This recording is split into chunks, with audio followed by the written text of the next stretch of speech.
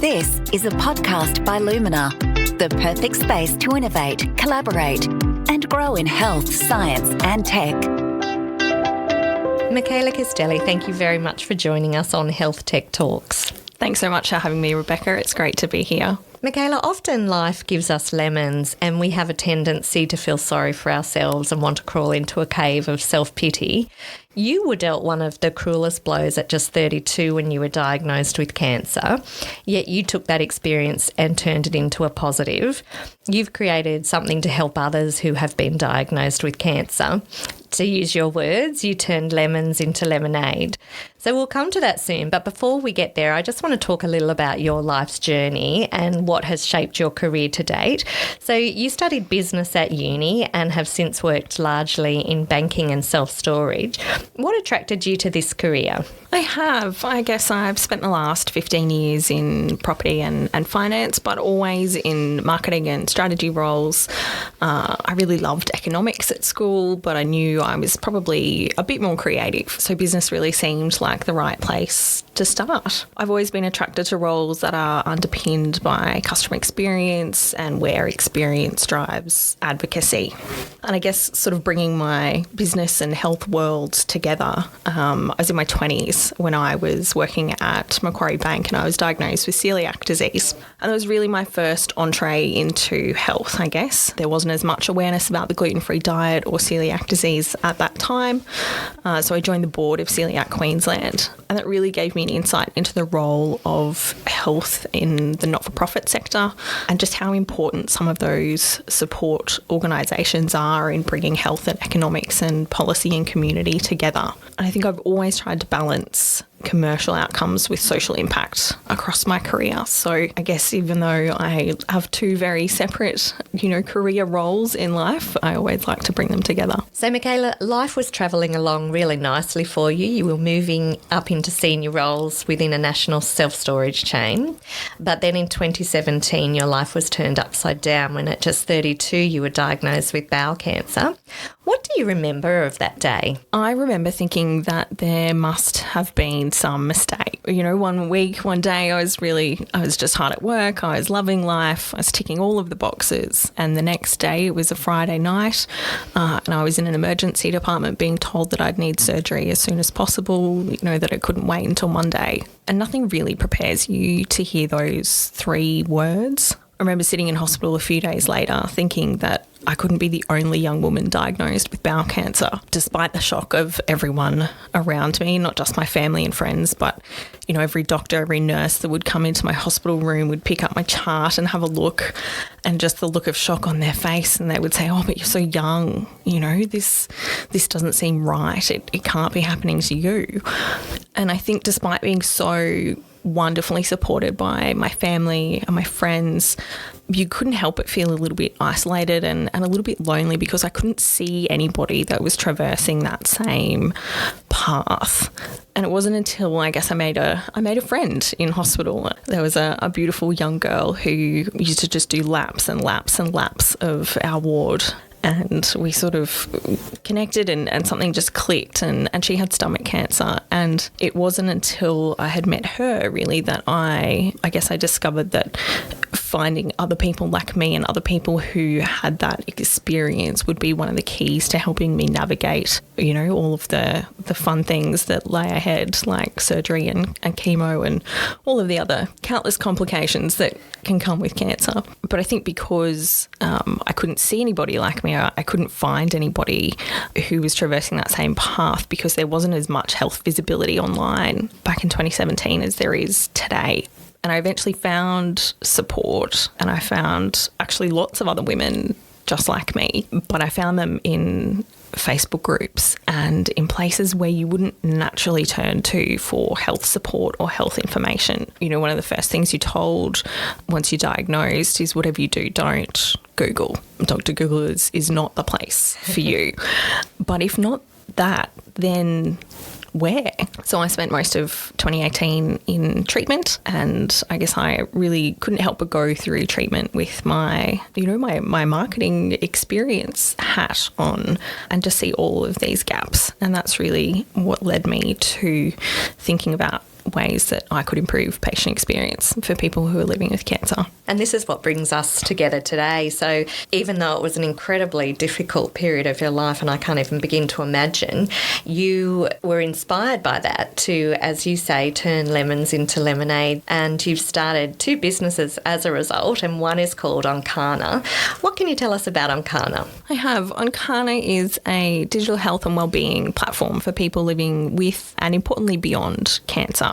So we blend evidence-based resources and apply modern wellbeing principles, and we deliver personalised support, and we have coined the phrase whole being care with hope, because for us treatment for cancer means so much more than medicine, and it's really about supporting the whole person as they go through their treatment. And is it any kind of cancer? It is any kind of cancer, and that's something that I'm really passionate about. I really wanted to make sure that Oncana was cancer agnostic, I guess we would call it. Mm-hmm. There are so many inequities, I guess, in the cancer landscape. I remember I was in hospital once and I had a new nurse come to administer my chemo. And if you spend long enough in hospital, you get to know the nurses and their coloured shirts and who does what. And I hadn't met him before, and I said, what's your role here? Tell me more about you. And he said, I'm a care navigator. I'm a cancer care nurse. And I sort of shot up in bed and went, you are exactly the kind of person that I need. I've been sitting here trying to figure out how to put all of these puzzle pieces together and really, bring together a support team to help me. Tell me more. And he looked at me and he looked at my chart, and his eyes just fell, and I said, what's wrong? And he said, I'm so sorry, but I'm only funded to help people with blood cancer. And at that point, I couldn't help but feel like not only could I not find the support that I needed, but, I couldn't access it just because I'd been diagnosed with, in this scenario, the wrong type of cancer. And at what stage in a person's cancer journey should they access your website? Yes, I would love to say all stages, but I think something that I'm learning is you can't do it all at once. Mm-hmm. So Oncana is really designed for people who are having treatment currently or nearing the end of their treatment and are really looking for what's next and how they go about pulling together life after cancer. You need a different type of support when you're newly diagnosed, and hopefully at some point we will be able to offer that as well. But there's so much acute kind of medical care that goes into those first few weeks and few moments that at the moment we're really focusing on how can we help people live well with cancer once they're over that first hurdle. Did you feel that some of this or all of this information that you're now giving people ready, easy access to was missing on your journey? It was. I think there are so many great resources out there, but they're so incredibly hard to find, and they're hard to find at a time when, your whole life has just been turned upside down. I think for many of us, it's so hard to ask for help in so many situations, let alone in these sorts of times. And I think one of the hardest things about being diagnosed with cancer is, so many people want to help, but you don't know what kind of help you need. You don't know what to expect. You don't know what to ask for. So many people say, if there's anything I can do, please just let me know. I'm more than happy to help. I would love to help. But as a patient dealing with this for the first time, you simply don't know what you don't know. So I think bringing all of these resources together and helping people navigate their care and pull together this sort of practical support and a care team is really what Oncana is about. But I think the other missing piece for me in my experience was really the patient voice. It's one thing to hear something from a health professional or from an oncologist or a nurse, but it's entirely different when it's coming from someone else who has tread that path. You have so many questions and you'd never dream of asking your oncologist some of them. And even practical things like, how much do you share with your kids, or how do you tell your boss you have cancer? You need life experience and you need to be able to understand how other people have processed and worked through some of these scenarios. And it's simply care that doesn't come from a medical team. The other thing that I found that was missing sort of as I went through my treatment path was that I noticed that I had taken all of my corporate skills and really helped to build my own care team and connect all of my clinicians together and made sure everybody was talking to each other. And if I needed solutions, I went and researched them and found them. And it wasn't until I started supporting a lot more people online that I came to realise that not everybody has those types of skills and that not everybody knows how to advocate for their own care, and really nor should they have to, but this is the system that we are working within. And not everybody knows what type of allied health or complementary care is out there, or the support from other amazing not-for-profit organisations that they can access. So I think Oncana is really about taking people's hand and helping point them in all the directions that they need to be able to live well with and beyond cancer. What's your aim with Oncana? What do you hope it can achieve? I really would love Oncana to help people be able to integrate their own care and for them to be empowered to be their own advocates.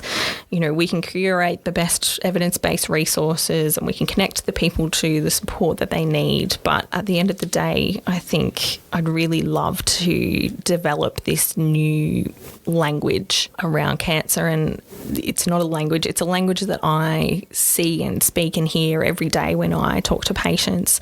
But it's nothing that I see in the medical landscape or the healthcare system as it stands. So I think my aim is really to, you know, there's a lot of talk in healthcare about patient-centred care, but really I think this whole being care notion is so much more powerful than that. You're listening to Health Tech Talks, a podcast series delivered by Lumina. To find out more about Lumina, visit the website luminagoldcoast.com.au and sign up today to receive your Lumina Opportunities Pack. Along with Oncana, Makala, you began a second business as a result of your experience of having cancer. You began designing adaptive clothing and now sell this clothing from your website, Limonata. What is adaptive clothing? I've not heard of that before. And how did the idea come about? Yeah, well, you know, everything changes when you're diagnosed, and that includes your body and it includes your sense of self. And I spent so long in hospital tangled up in IV lines and with portacaths and all sorts of things and getting dressed and undressed and dressed again and needing help to do all of that I became really frustrated with that experience. And you know, I don't mind admitting that I love a bit of retail therapy and I definitely tried to buy some control in this situation, but I couldn't find anything when I went looking. So I designed a range of functional fashion, which is another name, I guess, for adaptive clothing. And it's about garments that are easily accessible. They're comfortable flowing styles. They're all clinically compatible and scan friendly, which is really important in hospital environments. And so the sides and shoulders of all of our garments open with some unique snap fasteners. So no more dreary, unforgiving hospital gowns. And they're all in bright, beautiful colours and prints because, you know, being a patient doesn't mean that you have to forgo your sense of style and your sense of self. And I think that's really important because we know, and there's certainly lots of evidence to back it up, that when we feel like we look good, we feel better too. Makala, last year was a huge year for you. You were appointed CEO of the Self-Storage Association of Australia. In addition to that, you were a participant in the Health Tech Accelerator program, Lumina X. What were the tangible outcomes this program brought to your online cancer support business, Oncana? Lumina X was such an incredible program and really delivered such an impact for me in a short space of time. So much knowledge came through those few weeks that we had down here and knowledge that isn't easily accessible elsewhere. Certainly coming from outside of the health sector, I found that really, really powerful. The contacts and connections that came with the program and that have lasted long beyond the program have been absolutely amazing. You know, contacts that I would never dream of having had access to. And also for me, structure and accountability. You know, I like to wear a lot of hats and sometimes that means I need a little bit of help making sure that I'm on track. Meeting those deadlines. And so So having somewhere to come to each week and themes to focus on and homework really made sure that we could power along, I guess, our startup journey. So if you hadn't been a participant in Lumina X, where do you think you'd be with Oncana? Oh, I'd be so much further behind. I think Lumina X really helped me flesh out the opportunities in the sector, the commerciality of the sector, which is really important, particularly in cancer care, because the funding structures probably aren't where we need them to be managing survivorship care as part of a funded process. So I found that really helpful and really just fast-tracked sort of some of those thought processes and the progress piece for me. What's been the greatest challenge for you as an entrepreneur in the health industry, and as you said, an industry that you hadn't really had that much experience in? You're absolutely right. And for me personally, it is being a bit of an outsider. Every day I work with highly experienced clinicians and leading experts in their field. They all have many letters before and after their names. And so for me, it's really been owning the fact that I'm a patient and that I'm doing things a bit differently and that's okay. And I think it's certainly my greatest challenge, but it's also probably my biggest opportunity. What's your advice to other entrepreneurs and self-starters thinking to enter the health industry? Oh, this is a good one. And I've probably got a few gems to share that were shared with me at the start of Lumina X.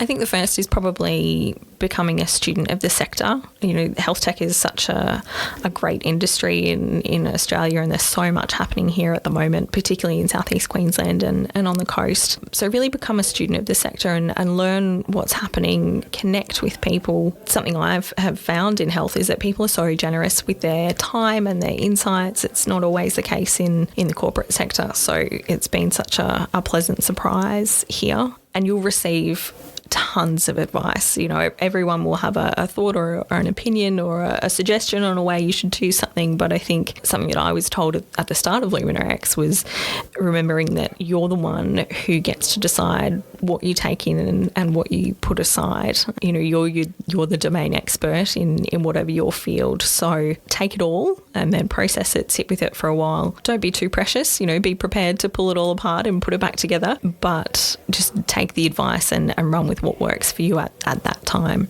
I think the other thing, if people are considering either a career in health tech or as an entrepreneur starting something themselves, please jump in. You know, there's so much change that is required to improve patient experience in this system. There are so many other opportunities in health here in Australia, and we really need some passionate people to do it. Makala, how do you do it all? I mean, you're a CEO, you've got 2 businesses on the go, a lot of other hats, no doubt. How do you do it all? Oh, look, I'm not sure I do it all particularly well, and certainly not all at once.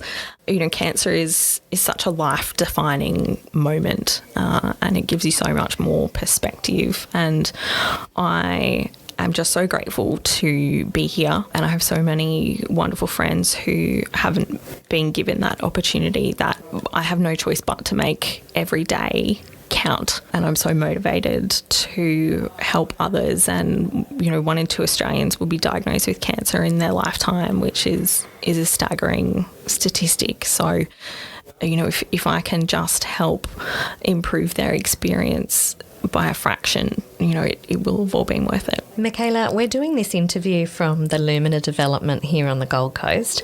How do you think Lumina can support other health tech entrepreneurs like yourself? Oh, Lumina is such an incredible precinct. I think to have everything in one place here on the beautiful Gold Coast is just a joy. You know, it's a joy to be here. It's great to be around so much innovation.